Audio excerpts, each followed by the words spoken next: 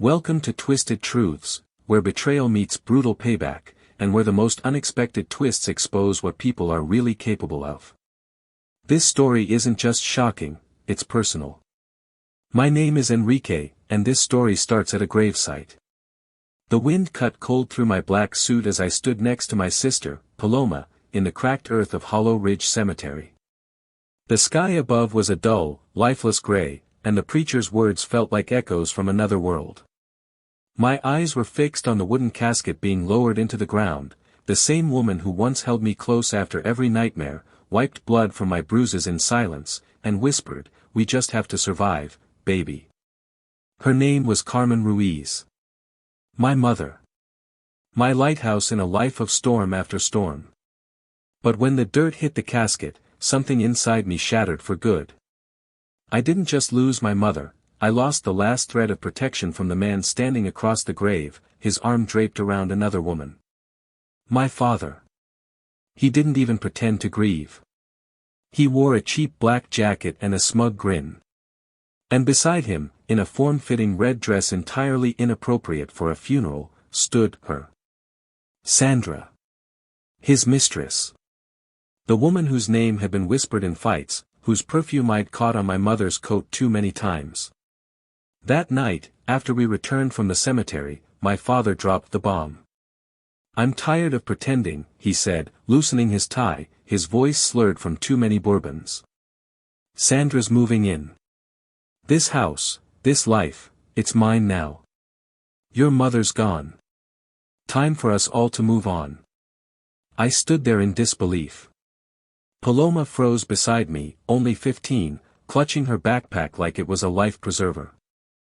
I took a step forward. "You brought her here, now? Right after we buried Mom?" He smirked and shrugged. "You don't like it, Enrique? Get out." He said it so casually, like tossing out the trash. I looked at Paloma. Her eyes were glassy, her bottom lip trembling. "She's staying," he added. "But you've always been the problem. The disrespect.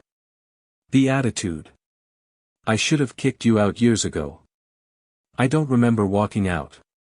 Just the sound of the door slamming behind me and the rain starting to fall. I was 17. No money. No plan. No mother. And for the first time in my life, I was completely, utterly alone. The rain didn't stop all night.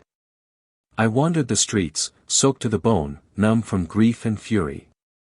My phone was at 12%, not that I had anyone to call. My mother was gone. My father had replaced her before the dirt even settled. I found an empty bus stop shelter near the highway and sat there, hugging my backpack like it was armor. All I could think about was Paloma. I'd failed her. I was her big brother, and I left her in that house. With him. And her. I couldn't protect Mom. Now I was gone, and Paloma had no one. I didn't sleep that night. I couldn't. Every time I closed my eyes, I saw Mom lying in the hospital bed, her skin bruised and pale, hooked up to machines that beeped and buzzed like they could hold her together. I saw my father's blank stare when he told me she fell. I saw Sandra laughing at the funeral, like it was a party she'd finally won. That image lit a fire in me. But for now, I was still just a broken kid in the rain. The next day, I called the only person I could think of, my mother's sister, Aunt Teresa. She lived 2 towns over. We hadn't spoken in years. After my father cut her off for interfering, she stopped coming around.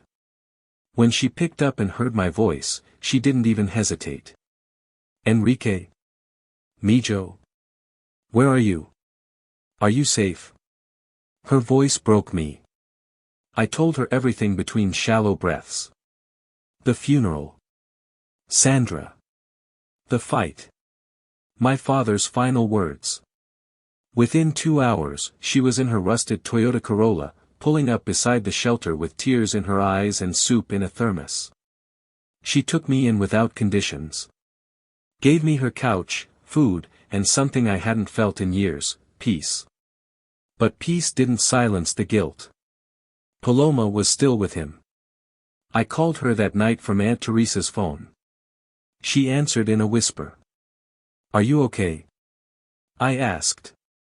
Silence. Then, he hit me. The words stopped my breath. What? He got drunk. I told him I missed Mom and he hit me. Just once. But, he said if I ever talk about her again, he'll hit harder. I had to bite the inside of my cheek not to scream. "I'm coming to get you," I said. "No," she cried. "He said if you ever come back, he'll call the cops. He said you're trespassing now." She sniffled, barely holding it together. "I'm scared, Enrique." I gripped the phone so tight my knuckles cracked. "Listen to me. I'm going to fix this. I swear. Just hold on." But I had no idea how. I was 17. I didn't even have a high school diploma yet. How do you rescue someone from the devil when you're still learning how to survive? The weeks that followed were a blur. Aunt Teresa got me enrolled in a nearby public high school so I could finish my senior year. I got a part-time job washing dishes at a diner and spent every spare minute studying or working. Not because I had dreams yet, because I needed a way out. Because I needed a future that could save Paloma. I wrote letters to her and mailed them through a neighbor we trusted, one who'd secretly promised to deliver them without my father knowing.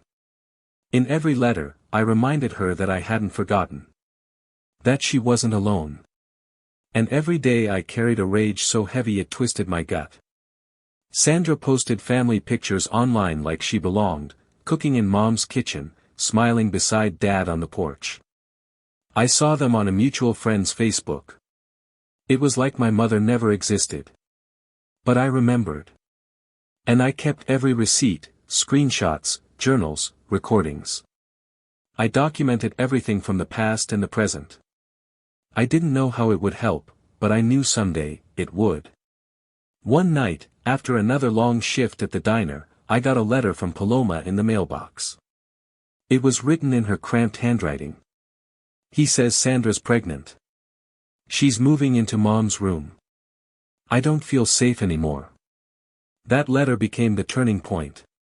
I wasn't going to wait anymore. I couldn't. I couldn't sleep that night. Paloma's letter burned in my pocket like a ticking bomb. Sandra. Pregnant. In our mother's room. My stomach turned, rage boiling beneath my skin. But then, something else struck me. Pregnant. Suddenly, a thought slithered in, dark and unexpected. Sandra had always been calculating. Smiling sweet when Dad was around. Mean and sharp when no one was watching. I remembered how fast she swooped in after Mom died, how she slid into our lives like she had always belonged. How Dad started defending her over us. But what if she had more leverage than we thought? I called that neighbor again, Mrs. Delgado. She was in her 70s, watched everything from her porch, and knew all the town gossip. "Do you ever see them fight?" I asked. She didn't hesitate. "That woman screams like a banshee some nights. I see her throw things. Once I saw her storm out crying. Another time your dad left with a black eye." "What about money? Has my dad been working?" "Barely," she said. "Laid off again last month. Sandra's been the one driving his truck lately. Real secretive. Dressed up, always checking her phone." And just like that, something clicked. Sandra wasn't just a mistress. She was playing him. And my idiot father? Too drunk and prideful to see it. I had to know more. So I made a fake Facebook account, Lucas Rivera, and sent Sandra a friend request with a few flattering messages. She replied in less than 10 minutes. From there, I played the long game. We chatted. I flirted. She responded. Too quickly. Too easily.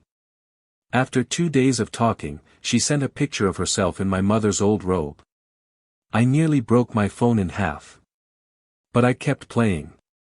I told her I was a recruiter for television producers, casting for a new reality show about complicated family dynamics.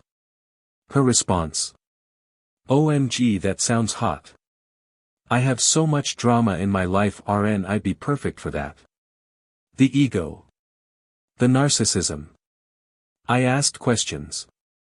She bragged about everything, how she moved in right after Carmen's funeral, how the old wife didn't know how to keep a man, how she had Enrique kicked out because he was too emotional. Then came the golden line. "Honestly, I don't even know if this baby is John's. But whatever. He'll never leave me now." I froze. I read that message 10 times. And then I hit save. That was it. The key. The weapon. Everything changed in that moment. I called Paloma right away. "I'm getting you out of there," I said. "Soon." Her voice trembled. "How?" "I have proof. Enough to tear them both down. Just stay strong a little longer." Paloma was scared. I could hear it in every word. But when I told her I had a plan, one that involved both of them falling apart from the inside, she whispered, "Okay. Let's burn them both." And in that moment, I knew. This wasn't just about survival anymore. It was war.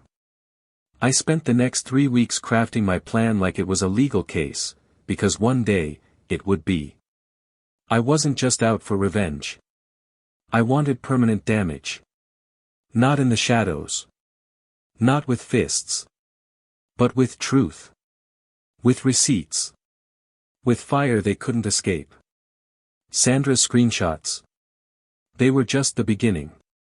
I compiled everything into folders, labeled and color-coded. Sandra's confessions. Her betrayal. Photos of her in my mother's belongings. Even the one where she accidentally sent a mirror selfie, and you could see a second phone beside her, Dad's. She was cheating on him. And now, she was trapped. But so was he. Remember all the journals I'd kept since I was 12? They weren't just painful memories. They were evidence. I had documented everything: my mother's bruises, my father's drinking, the police not being called, the way Paloma cried in the closet. I scanned every page and stored it in a cloud folder named For Carmen. Now, it was time to go deeper. I reached out to an old friend from high school, Daryl. He had once been caught hacking into the school's grading system but now worked in IT security. He owed me a favor. "I need access to an old phone," I told him. "Belonged to my dad.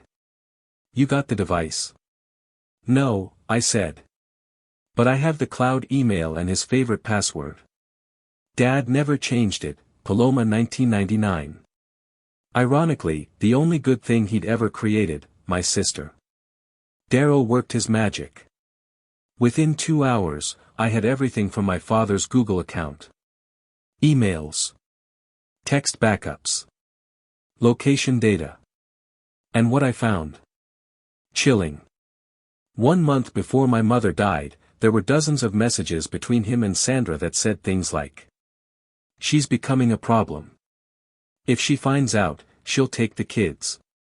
I can't lose the house." Then, the last text before her accident. "I'll handle it tonight." I stared at the screen, my hands shaking. He didn't just abuse my mother. He planned it. I knew what I had now wasn't just emotional closure, it was potentially criminal. But I needed a lawyer. Someone real. That's when I took my files to Mr. Voss, a local civil attorney Aunt Teresa knew. A calm man in his 60s who listened without interruption as I laid everything on the table. When I was done, he looked at me, eyes heavy with understanding. "You want to press charges?" I shook my head.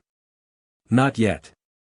I want him to see everything he's built, everything he thinks he owns, fall apart before we bury him legally. I want him to feel helpless. Just like he made me feel for 17 years. Voss nodded. Then we go slow. Surgical. The next phase? Getting Paloma out. We needed a legal reason. Luckily, Paloma was still a minor, and I had a record of neglect and abuse. Voss filed an emergency motion for a temporary guardianship transfer. It wouldn't take custody away from our father yet, but it would remove Paloma from the home while the court investigated living conditions. I knew what was coming next. A home visit. I gave the court-appointed guardian every page of my documentation, every photo, every note. 3 days later, they visited the house. Sandra wasn't prepared. Neither was my father. The very next morning, Paloma arrived at Aunt Teresa's, her suitcase clutched in one hand, her doll in the other, her eyes red but relieved. She didn't say a word. She just walked into my arms and cried. But I wasn't done yet. Taking Paloma was justice for my mother. Now it was time to deal with Sandra, and expose my father's greatest sin. The day Paloma walked into Aunt Teresa's house, dragging that worn suitcase, something shifted in me. I had rescued my sister. But now it was time to bury the people who destroyed our mother. Sandra and my father thought they had erased her, replaced her, rewritten history. But I had the receipts, and now I had momentum. We started with the local school board. Paloma gave a written statement detailing the emotional abuse she endured, Sandra's slaps, the nights she was denied food, the way my father ignored it all. I attached documentation and requested it be shared with the Department of Child Services. Sandra was under investigation within the week. But my real move, the one I'd been waiting for, came wrapped in gold foil. Sandra was throwing herself a baby shower. Of course she was. It was a gaudy affair, posted all over Facebook, pastel decorations, gender reveal cupcakes, and fake laughter from people who didn't know the truth. So I made sure someone brought the truth. I printed out every screenshot from her chats with Lucas Rivera. The selfie in mom's robe. The message admitting the baby might not be dad's. The one calling Paloma a needy brat and mom a weak-old ghost. I sealed them in a black envelope labeled, "For the proud daddy, read before you waste another dime." I dropped it in the gift pile myself. I didn't stick around.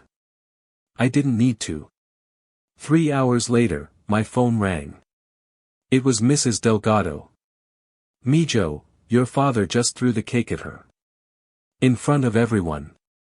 The party's over. They're screaming in the driveway."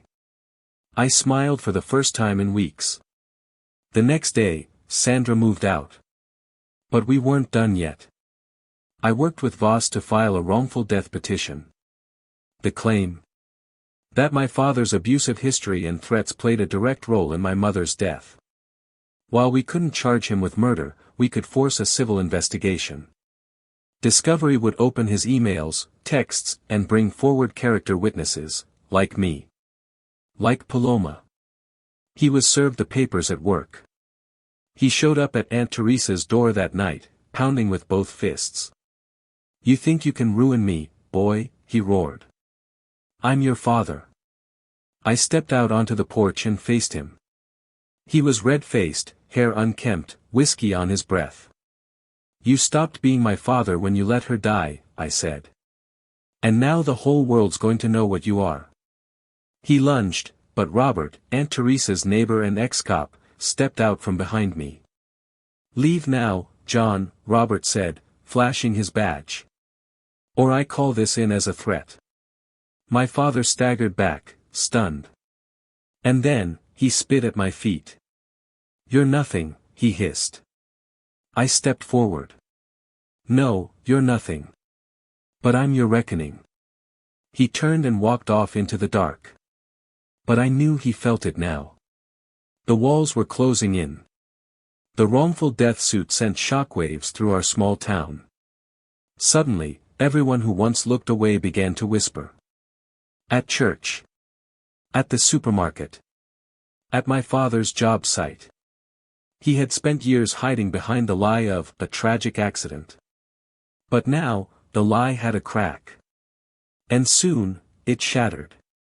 2 weeks into the civil suit, my lawyer, Mr. Voss, received a surprise call from Sandra's attorney. She wanted immunity. In exchange, she was willing to testify. My breath caught. Testify? I repeated. Against my father? Voss nodded grimly. She says she knows what happened the night Carmen died. And she has recordings. Recordings. We scheduled a meeting. The next day, Sandra walked into Voss's office with sunglasses hiding a black eye and a folder shaking in her hand. She looked different, thinner, weaker, and more terrified than I'd ever seen her. I didn't kill your mother, she began. But I know he did. She opened the folder and pulled out an old burner phone. On it? 2 voice recordings. The first, an argument. Faint, muffled. But you could clearly hear my mother's voice shouting, I know about her, John. I know. Then a loud thud. A scream. And silence. The second recording. More damning. It was taken 2 nights after Mom's funeral. My father and Sandra in the kitchen. He was drunk. His voice slurred. She was gonna leave me and take the kids. I couldn't let her. I pushed her, yeah. But it was the stairs, man. She shouldn't have stood in my way. It hit me like a truck. There it was. The confession I never thought I'd hear. And it wasn't just hearsay. It was a recorded admission. Combined with the civil evidence, his texts, his abuse history, it could reopen everything. Even the DA agreed. 2 weeks later, John Ruiz, my father, was arrested and formally charged with manslaughter and domestic abuse resulting in death. The town lost its mind. Sandra disappeared soon after the recording was submitted. No immunity could clean her soul. But her cowardice finally served justice. And my father? When they cuffed him at the auto shop where he'd been working under the table, he screamed my name like a curse. You did this, Enrique. You. But it wasn't just me. It was Mom. It was Paloma. It was every bruise, every scream, every night we survived while the world looked away. He was booked and held without bail. And for the first time in my life, I slept. The courtroom was cold the day my father went on trial. Paloma sat beside me, her hands shaking slightly, but her chin lifted. She was 16 now. Stronger. But the wounds of our past still lived in her silence. Sandra did not appear. She'd fled the state after testifying under immunity, her name dragged through every tabloid and news station in the county. But her voice recording, the one where my father admitted pushing Mom down the stairs, was now state evidence. The trial was brutal. My father's lawyer tried to paint it as a drunken accident. A fight that went too far. But our side? We painted the truth. With color, pain, and brutal precision. Voss presented my journals, entries dating back to when I was 12. Photos of bruises I had sketched when I didn't have a camera.